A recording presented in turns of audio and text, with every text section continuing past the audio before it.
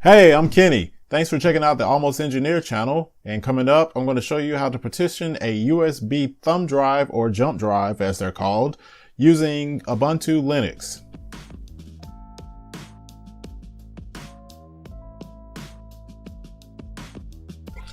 To begin, you'll need to open Gparted.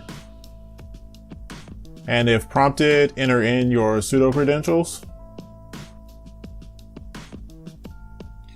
And then from the upper right screen, you'll need to select the drive that points to your USB drive. In my case, it is the one that says SDC.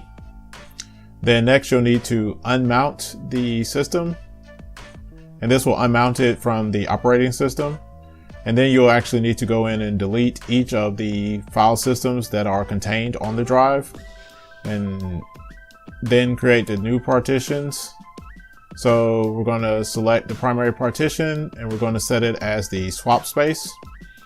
And swap space does not need to be big. It only needs a small amount. So we'll set this to 128 and leave the remaining space free. And then we'll also give it a label of swap.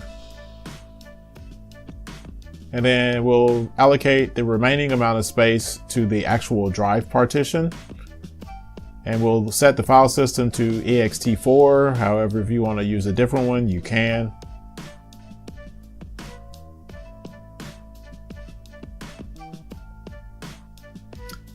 Once you have completed that, confirm all of the changes that you have made, and then click the green checkbox and then click apply.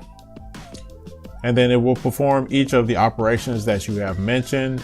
The last operation of setting up the file system for the remaining set of the drive may take some time depending on how big of a drive that you're using.